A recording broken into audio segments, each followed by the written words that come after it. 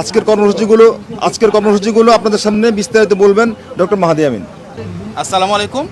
আপনারা ইতিমধ্যে অবগত হয়েছেন যে গণপ্রজাতন্ত্রী বাংলাদেশ সরকারের মাননীয় প্রধানমন্ত্রী আজকে প্রথমবারের মতন তেজগাঁওস্থ প্রধানমন্ত্রী কার্যালয়ে অফিস করেছেন। তিনি দেশের একজন সাধারণ নাগরিকের মতন করেই ভিআইপি বলতে আমরা যে জিনিসটা দেখতাম আগে, সেখান থেকে সম্পূর্ণ ভেঙে এসে এখানে ঢুকার আগে ট্রাফিক সিগন্যালও ছিলেন, দীর্ঘক্ষণ সেখানে অপেক্ষা করেছেন, অফিসে ঢুকার আগে একটি বৃক্ষরোপণ করেছেন এবং এই প্রধানমন্ত্রী কার্যালয়ের যারা কর্মকর্তা রয়েছেন, যাদের অনেকেই ওনার মা এবং সাবেক প্রধানমন্ত্রী দেশনেত্রী বেগম খালেদা জিয়ার সাথে কাজ করেছিলেন এই কার্যালয়ে, ওনাদের সাথে কুশল বিনিময় করেছেন, নাম ধরে আলাপ আলোচনা করেছেন। তারপর উনি অফিসে যাওয়ার পরে আমাদের যে নির্বাচনী প্রতিশ্রুতি ছিল বিএনপির পক্ষ থেকে, সেগুলো নিয়ে কয়েকটি আলোচনা হয়েছে।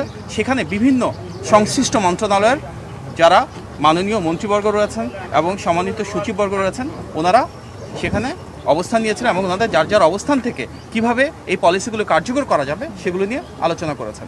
মূলত আজকে প্রথম যে মিটিংটা ছিল, সেখানে মাননীয় প্রধানমন্ত্রী আলোচনা করেছিলেন আমাদের একটি নির্বাচনী প্রতিশ্রুতি, যেটি বিভিন্ন মসজিদের সম্মানিত খতিব সাহেব, সম্মানিত ইমাম সাহেব এবং সম্মানিত মুয়াজ্জিন সাহেব সহ অন্যান্য ধর্মের যারা রয়েছেন সেসব ধর্মগুরুদের জন্য আমাদের একটা প্রতিশ্রুতি ছিল যে মাসিক সম্মানী এবং উৎসব ভাতা প্রদান করা হবে।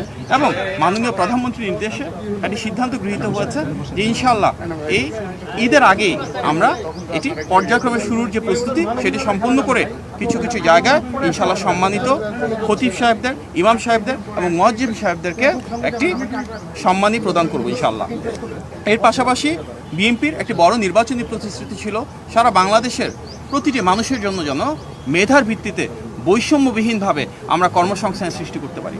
সরকারি চাকরির ক্ষেত্রে, বেসরকারি চাকরির ক্ষেত্রে, উদ্যোক্তা হিসেবে গড়ে ওঠার ক্ষেত্রে এবং বহির্বিশ্বে জনশক্তি রপ্তানির ক্ষেত্রে কিভাবে আমরা সবাইকে আরও দক্ষ এবং যোগ্য হিসেবে গড়ে তুলতে পারি, আমাদের শিক্ষা ব্যবস্থার প্রয়োজনীয় সংস্কারটুকু কীভাবে আনবো এবং তার মাধ্যমে আমাদের জনশক্তিকে কীভাবে কর্মক্ষম করে দ্রুততার সাথে তাদের জন্য অনেক বেশি চাকুরি এবং ব্যবসার সুব্যবস্থা করতে পারবো।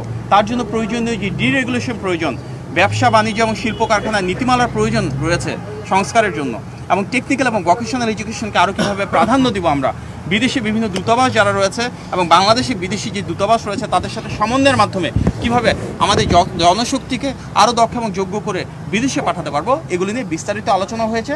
সংশ্লিষ্ট যারা মন্ত্রীবর্গ রয়েছেন, সচিববর্গ রয়েছেন, ওনারা ওনাদের মূল্যবান মতামত প্রদান করেছেন এবং ইনশাআল্লাহ খুব দ্রুততম সময়ের ভিতরে জনগণের প্রতি জবাবদিহিমূলক এই রাষ্ট্র ব্যবস্থা, জনগণের ভোটে নির্বাচিত সরকার আমাদের মাননীয় প্রধানমন্ত্রীর নেতৃত্বে আমাদের প্রতিশ্রুতিগুলো বাস্তবায়ন করা শুরু করবো ইনশাআল্লাহ। আপনার সবাইকে ধন্যবাদ। আসসালামু আলাইকুম।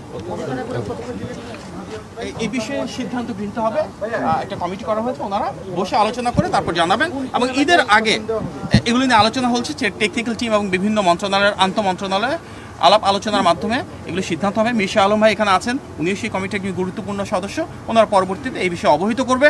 তবে আমরা আপনাকে আশ্বস্ত করতে চাই, নির্বাচনের আগে বেশ কিছু জায়গায় ইনশাল্লাহ এই কার্যক্রম আনুষ্ঠানিক ঈদের আগে এই কার্যক্রম ইনশাল্লাহ শুরু হবে। সবাইকে অনেক ধন্যবাদ। আসসালামু আলাইকুম।